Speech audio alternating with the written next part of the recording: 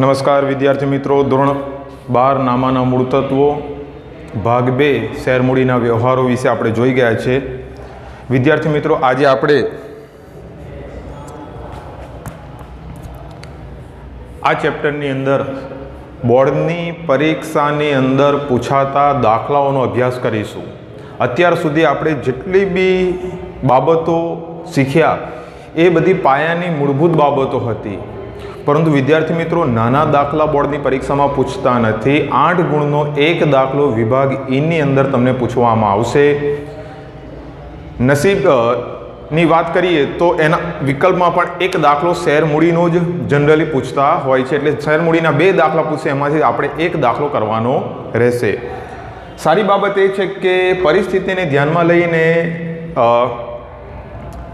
સરકારી આપણા શિક્ષણ વિભાગે આપણો અભ્યાસક્રમ ઘટાડી દીધો છે. એટલે ઉદાહરણની અંદર હવે માત્ર 3 જ દાખલાઓ છે, બાકીના સ્વાધ્યાયની અંદર મોટા દાખલા આપવામાં આવેલા છે. એ જ દાખલાઓ બોર્ડની પરીક્ષામાં આપણે કરીને જવાના છે, એમાંથી જ આપણને પૂછવામાં આવશે.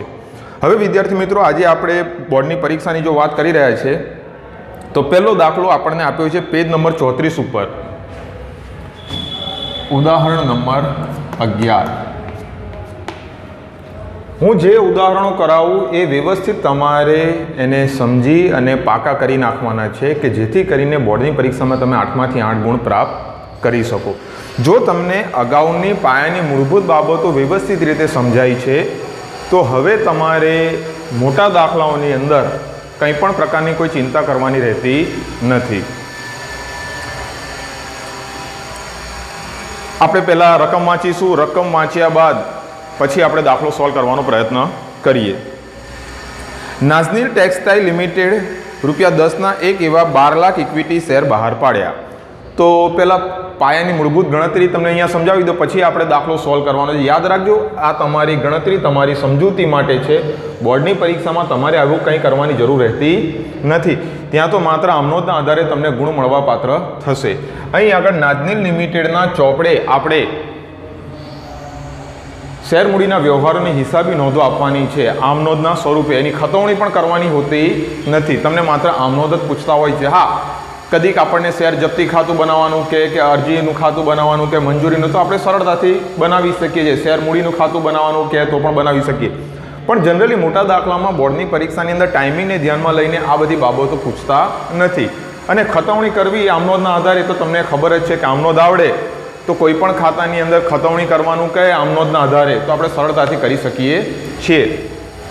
તો અહીંયા આગળ નાઝનીલ લિમિટેડે કુલ 12 લાખ ઇક્વિટી શેર બહાર પાડ્યા, કે જેની મૂળ કિંમત આ શેરની સંખ્યા છે અને મૂળ કિંમત છે 10. કોઈ પ્રીમિયમથી બહાર પાડ્યા નથી. એટલે કંપનીને આશા છે કે 1,20 લાખ રૂપિયા આવશે. 12 લાખ એટલે 1 મિનિટ આપણે ઉમેરી દઈએ છીએ, એટલે કે 1,20 લાખ આવવાની કંપનીને અપેક્ષા છે. રૂપિયા, આ શું છે વિદ્યાર્થી મિત્રો? રૂપિયા આવવાની શક્યતા છે. તો શેરની સંખ્યા છે અને એક શેરની કિંમત કેટલી છે? 10 રૂપિયા. હવે વિદ્યાર્થી મિત્રો, તો આપણે સમજવાની જરૂર છે, જેના પર નીચે મુજબ રકમ મંગાવવામાં આવી હતી. કંપની બધી રકમ જનરલી એક સાથે મંગાવતી નથી. શેર હોલ્ડરોની સરળતા ખાતર એમાં હપ્તા કરી આપવામાં આવે. એટલે અહીં આગળ 3 હપ્તા આપ્યા છે આપણને: અરજી, મંજૂરી અને છેલ્લો હપ્તો. એક છે અરજી સમયે, એક છે મંજૂરી સમયે અને એક છે છેલ્લા હપ્તા સમયે. મૂળ કિંમતનો સરવાળો આપણો આટલો જનરલી થવો જોઈએ, 10. પ્રીમિયમથી તો બહાર પાડેલા નથી, એટલે અરજી વખતે પણ પ્રીમિયમ નથી, મંજૂરી વખતે પણ નથી ને છેલ્લા હપ્તા વખતે પણ પ્રીમિયમ નથી. એટલે આ મૂળ કિંમતવાળો એક દાખલો આપણને આપવામાં આવ્યો છે. હવે જોઈએ અહીં આગળ, તો અરજી વખતે 4, પછી મંજૂરી વખતે 4 અને છેલ્લા હપ્તા વખતે 2. એટલે અહીં આગળ જનરલી આપણે ગણતરી કરી નાખીએ તો અહીં આગળ 1,20 લાખ રૂપિયા આપણા થઈ જશે. કઈ રીતે? તો કે 12 લાખ જો અરજી વખતે મંગાવવામાં આવે 4 લેખે, એટલે 12 ચોકને 48 લાખ રૂપિયા. એ જ રીતે 12 લાખ ગુણ્યા 4 એટલે 48 લાખ અને 12 લાખ ગુણ્યા 2 એટલે 24 લાખ. આનો સરવાળો આપણે કરીએ 8 દુ 16, 16 ને 4 20 શૂન્ય, વધી પડી 1, 4 ને 4 8 ને 10 ને 1 ને 1 12, એટલે 4 ને 4 8 ને 2 10 ને 2 12, એટલે અહીં આગળ આપણા 1 કરોડ ને 20 લાખ થઈ જાય છે. આપણે સમજી શકીએ છીએ જો બધા જ હપ્તા નિયમિત ભરાશે તો કંપનીને છેલ્લા હપ્તા પછી 1 કરોડ 20 લાખ બધા મળી ગયા હશે, પરંતુ જનરલી આવું થતું નથી. કારણ કે કોઈકને કોઈક શેર હોલ્ડર પરીક્ષામાં તમને આ પૂછશે જ, કોઈક હપ્તો ચૂકી જશે. હવે ચૂકી જાય તો ઓછું ભરણું આવે એના કારણે એના જે અગાઉના હપ્તા ભરેલા હોય એ જપ્ત કરવામાં આવે અને ભરેલા શેર ફરીથી બહાર પાડવામાં આવતા હોય છે. એટલે કે જપ્તીની આમનોંધ અગાઉ આપણે ચર્ચા કરી ચૂક્યા છે કે શેર જપ્તીની 3 આમનોંધ આવે. હવે આપણે અહીંયા આગળ જોઈશું. નેક્સ્ટ પેરેગ્રાફ છે, કંપનીએ જાહેર જનતામાંથી 15 લાખ ઇક્વિટી શેર માટે અરજીઓ આવી. ઓહો, અરજીઓ વધુ આવી ગઈ. તો આપણે જાણીએ છીએ કે વધુ આવે તો આપણે જેટલા વધુ આવ્યા છે એટલા પરત કરી દેવા પડે શેર હોલ્ડરોને. વધારાની મળેલ અરજીઓ નામંજૂર કરવામાં આવતી હોય છે, તેના પર અરજી વખતે મળેલ નાણાં અરજદારોને પરત કરવામાં આવ્યા. અરજી સમયે એ નાણાં પરત કરી દેવામાં આવે. એટલે અહીં આગળ હું લખી દઉં છું, વધારાની 15,50,000 છે, 15 લાખ ને 50,000. એટલે વિદ્યાર્થી મિત્રો કેટલી વધુ આવી? 3.5 લાખ અરજીઓ વધુ આવી. આ જે વધુ આવે છે ને એ વિદ્યાર્થી મિત્રો યાદ રાખવાનું છે આપણે કે એ જે તે અરજદારોને આપણે પરત કરી દેવી પડે. અરજી સમયે જ એની આમનોંધ આપી દેવાની રહેતી હોય છે. એટલે આપણને કુલ અરજીઓ કેટલી મળી છે? 15 લાખ. આપણે તો જોતા હતા કેટલા શેર મૂડી ખાતે કેટલા લઈ જઈ શકીએ? માત્ર 12 લાખ લેખે જ લઈ જવાના છે. વધુ તો જે છે આપણે પરત કરી દેવા પડે. ત્યારબાદ આપણે આ નેક્સ્ટ પેરેગ્રાફ વાંચીએ.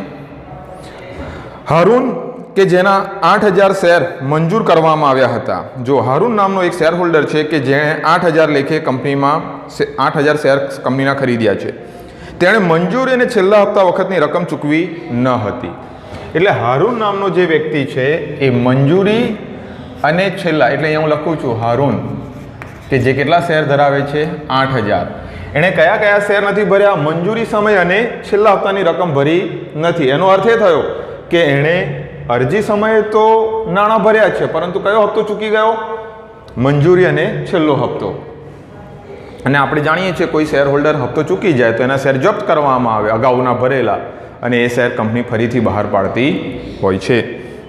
ત્યારબાદ સલીમ કે જેના 2,000 શેર મંજૂર કરવામાં આવ્યા હતા, તેણે છેલ્લા હપ્તાની રકમ ચૂકવી ન હતી. કંપનીએ હારૂન, હવે બીજું છે સલીમ નામનો એક શેર હોલ્ડર છે. એટલે અહીંયા આગળ હું લખી દઉં છું કે ટીક માર્ક કરી દઉં છું કે છેલ્લો હપ્તો સલીમ નામનો શેર હોલ્ડર છે કે જે 2,000 શેર ધરાવતો હતો કે જેણે છેલ્લા હપ્તાની રકમ ભરી નથી. તેણે છેલ્લા હપ્તાની રકમ ચૂકવી ન હતી. કંપનીએ હારૂન અને સલીમના શેર જપ્ત કર્યા. એટલે હારૂને 2 હપ્તા ભર્યા હશે અરજી અને હારૂન ક્યાં? સલીમે અરજી અને મંજૂરી સમયે, પરંતુ એણે કયો હપ્તો નથી ભર્યો? છેલ્લો હપ્તો ભર્યો નથી. માટે એણે અગાઉના જે શેર ભરેલા છે એ જપ્ત કરવામાં આવે અને જપ્ત કરેલા શેર ફરીથી બહાર પાડવામાં આવતો હોય છે. જપ્ત કર્યા અને જપ્ત કરેલા બધા શેર દીઠ 7.5 લેખે પૂરેપૂરા ભરપાઈ થયેલા ફરીથી બહાર પાડ્યા. આ બધા શેર સારું કે ખરીદી લીધા. એટલે સલીમના, હારૂનના 8,000 અને 2,000 કોના? સલીમના. અહીંયા લખું છું હારૂન અને સલીમ. બંનેના શેર 7.50 લેખે ફરીથી બહાર પાડ્યા. કંપનીના હિસાબી ચોપડે શેર મૂડીના વ્યવહારોની આમનોંધ પસાર કરો. ઉપરના વ્યવહારો કંપનીના ચોપડે જરૂરી આમનોંધ પસાર કરો. શેર જપ્તી ખાતું પણ તૈયાર કરો. એટલે અહીંયા આગળ વધારાનું શું પૂછ્યું છે? આપણને શેર જપ્તી ખાતું પૂછ્યું છે, તો એ પણ આપણે ડ્રો કરી દઈશું. આમનોંધ આવડે તો ખતવણી કરતાં તમને ખાતામાં સરળતાથી આવડે. હવે આપણે એક એક કરીને આમનોંધ પસાર કરીશું. અહીંયા તારીખનું કોલમ આપણે બનાવતા હોઈએ છીએ, પરંતુ પરીક્ષામાં તારીખ ના આપી હોય તો ક્રમ પ્રમાણે જવાનું. આપણે હપ્તા પ્રમાણે આપણે આગળ વધવાનું. દાખલાની શરૂઆત પહેલાં શીર્ષક લખો, જેના ચોપડે આપણે આમનોંધ આપતા હોય છે એનું નામ આવે, નાદનીન ટેક્સટાઇલ લિમિટેડના ચોપડે આમનો તારીખ, વિગત, ખાતા વહી પાના નંબર, ઉધાર જમા. અહીં આપણે ખાતા વહી પાના નંબર નથી બનાવતા સમયના કારણે, અને સાથે સાથે બાબત જે પણ નહીં લખીએ, કારણ કે હું તમને બાબત જે સમજાવી દઈશ, આપણે દાખલાઓ બોર્ડ પર ગણતી વખતે એને ઇગ્નોર કરીશું, એને અત્યારે ધ્યાનમાં લઈશું નહીં. હવે પહેલામાં પહેલી અરજી સમયની આમનોંધ આપી આપણે.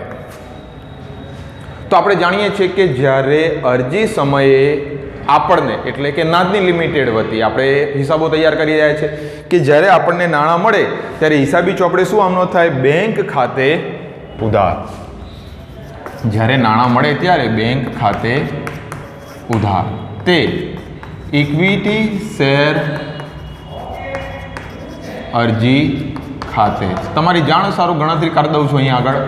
12 લાખ શેર હતા અરજી સમયનો, પરંતુ અરજી સમયે આવ્યા છે કેટલા વિદ્યાર્થી મિત્રો? 15,50,000 ગુણ્યા 4 કરવા પડે. 12 લાખ નહીં, કારણ કે આપણા ખાતામાં તો પહેલાં પૈસા આવી ગયા હશે, પછી આપણે દેવાના છે. એટલે જ્યારે નાણાં મળે ત્યારે, કારણ કે 15,50,000 અરજીઓ તો આવી ગઈ આપણા એકાઉન્ટમાં, પરંતુ આપણે મંજૂર કેટલી કરી શકીએ? જેટલા બહાર પાડ્યા હોય તેટલા જ મંજૂર કરી શકીએ. એટલે અત્યારે તો જેટલા નાણાં આવ્યા હોય એ જ રકમ ધ્યાનમાં લેવાની. એટલે 15,50,000 ગુણ્યા 4 કરીએ એટલે આપણને મળશે વિદ્યાર્થી મિત્રો 62 લાખ.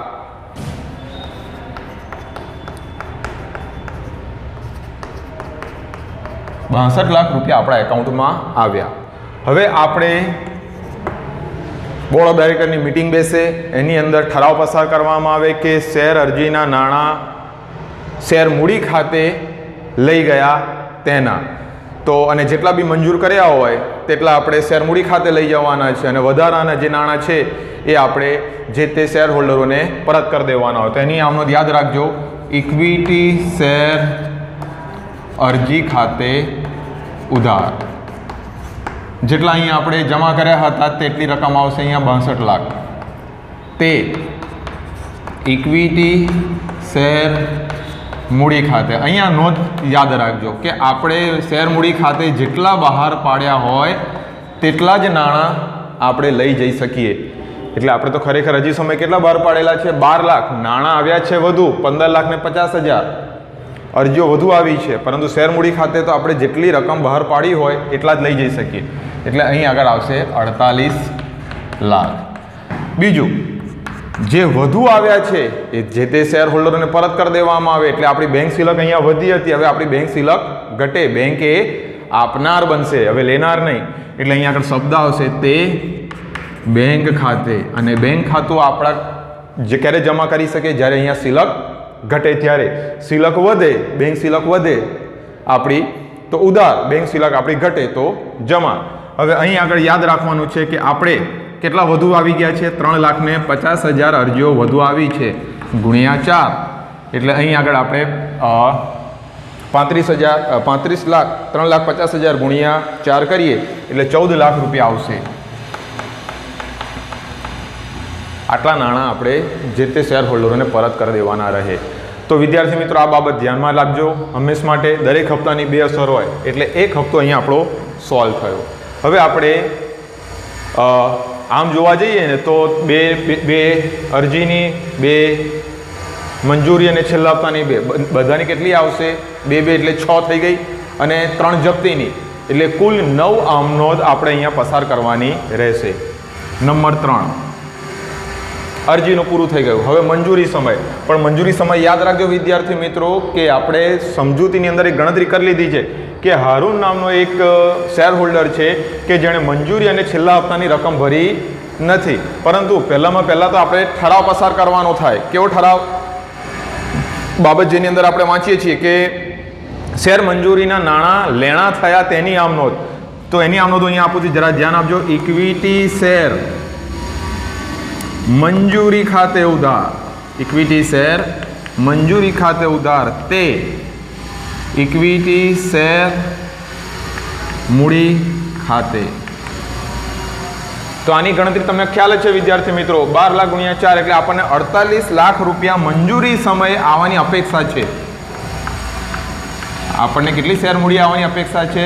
મંજૂરી સમયે 48 લાખ રૂપિયા આપણી મૂડી આવશે, પરંતુ ખરેખર એવું થતું નથી. જોઈએ હવે જ્યારે ખરેખર શેર મંજૂરીના નાણાં મળે ત્યારે એની આમનોંધ પસાર કરવા જઈ રહ્યા છે. ત્યારે બેંક ખાતે શું થાય વિદ્યાર્થી મિત્રો? ઉધાર. અહીંયા યાદ રાખવાનું, આ બેંક ખાતે ઉધાર. પરંતુ બેંકમાં નાણાં કેટલા આવ્યા એ સમજવું છે તમારે, તો અહીંયા ધ્યાન આપજો, ગણતરી સમજાવું. 12 લાખ ઇક્વિટી શેર છે, એમાંથી 8,000 બાદ કરી નાખીએ એટલે 11,92,000 આવશે ગુણ્યા 4.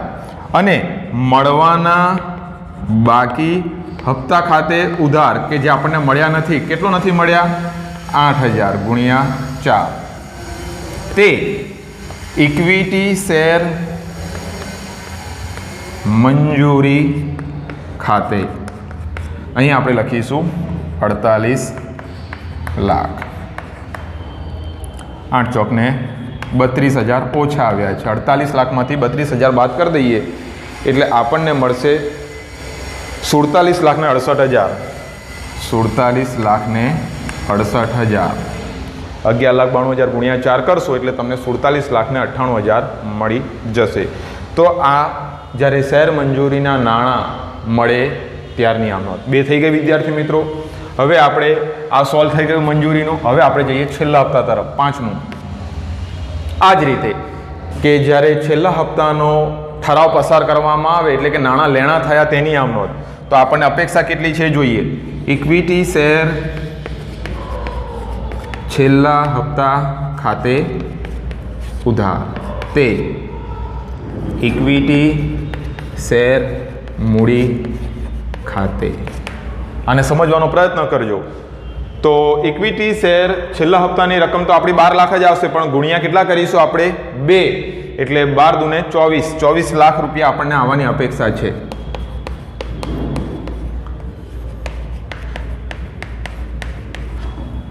આટલી અપેક્ષા હતી આપણને. પરંતુ શું ખરેખર એવું થાય છે? અહીંયા તો હારૂન પણ છે અને સલીમ પણ છે, કારણ કે હારૂને 2 હપ્તા નથી ભર્યા, એક મંજૂરીનો નથી ભર્યો અને એક છેલ્લા હપ્તાનો નથી ભર્યો. સલીમ કે જેણે છેલ્લો હપ્તો નથી ભર્યો, અને આપણે છેલ્લા હપ્તાની આમ નોંધ પસાર કરવા જઈ રહ્યા છે. તો હવે આપણા એકાઉન્ટમાં કેટલા આવ્યા હશે એ જોવા જઈએ. તો નંબર 6 આપણે જાણીએ છીએ કે જ્યારે નાણાં મળે ત્યારે બેંક ખાતે ઉધાર.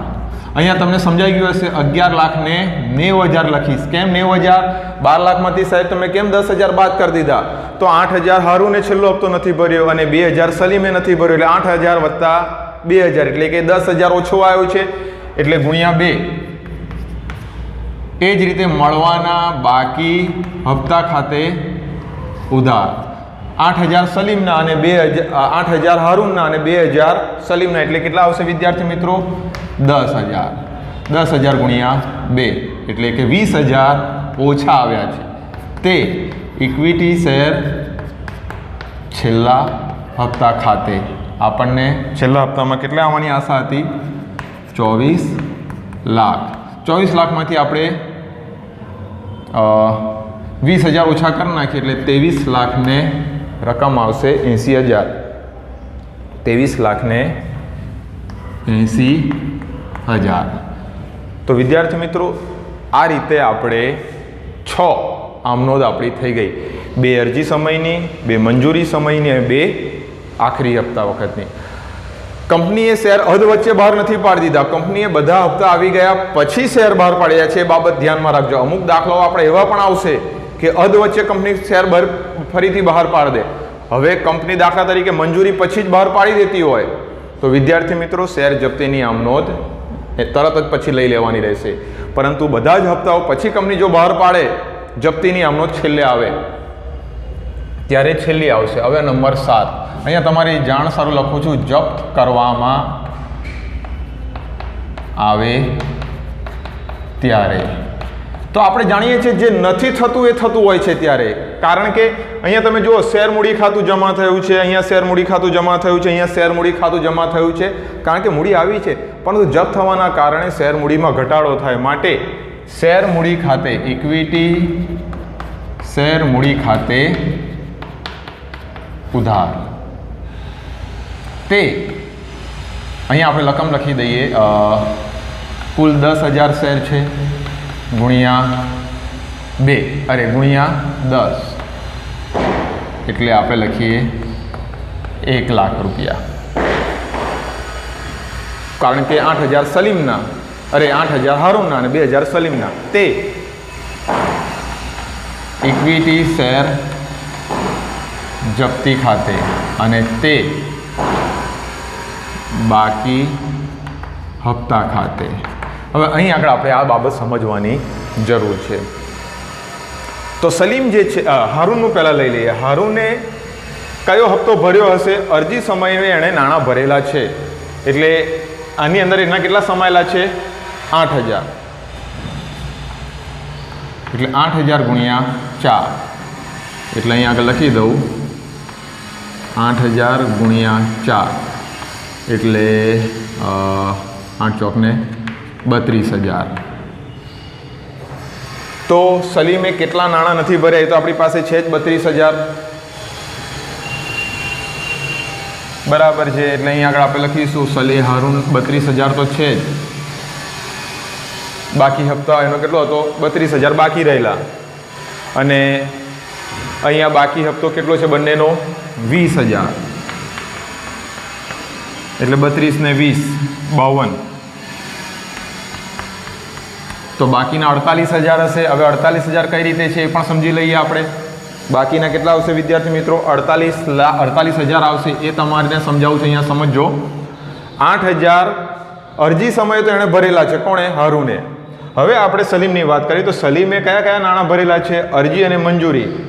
તો 2000, 4 ને 4 8, બંને આપણે સાથે લઈ લઈએ. એટલે 2000 ગુણ્યા 8, એટલે 8 દૂને 16. 32000 વત્તા 16000, એટલે તમે સમજી શકો છો કે 48000 થઈ ગયા. આપણે જપ્ત શું કરી શકીએ? જેટલા હપ્તા શેર હોલ્ડરોએ ભરેલા હોય એ આપણે જપ્ત કરી શકીએ. જે નથી ભર્યા એ આપણો બાકી હપ્તા ખાતે હોય. તો આ અગત્યની આમનોંધ થઈ ગઈ. એ બાબત તમે હંમેશા માટે યાદ રાખજો, કારણ કે મોટા ભાગે વિદ્યાર્થી અહીંયા ગોટાળે ચડી જતો હોય છે, ભૂલ કરી બેસતો હોય છે. તો આ જપ્ત કરવામાં આવે ત્યારની આમનોંધ યાદ રાખજો. જપ્તીની આપણે અગાઉ ચર્ચા કરી ચૂક્યા, 3 આમનોંધ આવે. હવે નંબર 8, જપ્ત કરેલા શેર, જપ્ત કરેલ શેર ફરીથી બહાર પાડવામાં આવે ત્યારે હિસાબી ચોપડે એની કઈ અસર થાય એના વિશે જોઈએ આપણે.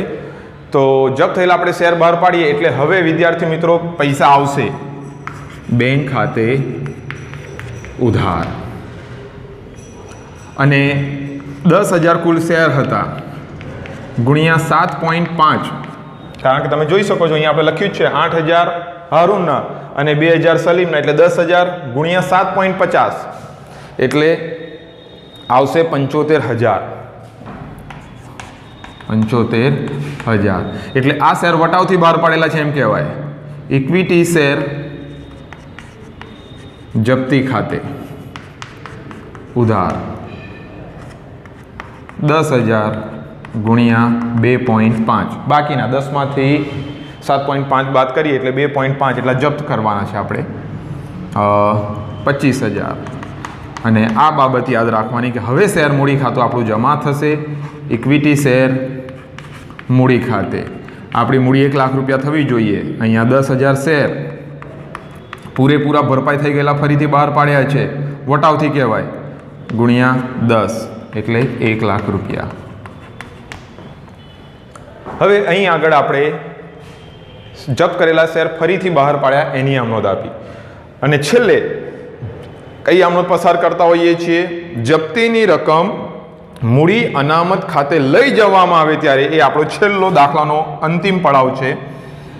ત્યારે આપણે ઇક્વિટી શેર જપ્તી ખાતે ઉધાર તે મૂડી અનામત ખાતે જમા. કેટલી રકમ લઈ જવાની રહે? કારણ કે અગાઉ આપણે પેલા 5 નાના નાના દાખલાઓ જોયા, એની અંદર વિદ્યાર્થીઓ ગૂંચવાયા જોવા મળ્યા કે અમુકમાં પ્રમાણસર રકમ લઈ જવાની રહેતી હોય છે, પરંતુ અહીં આગળ વિદ્યાર્થી મિત્રો કોઈ એવી પ્રમાણસર રકમ પૂરેપૂરા આપણે બહાર પાડી દીધેલા છે માટે.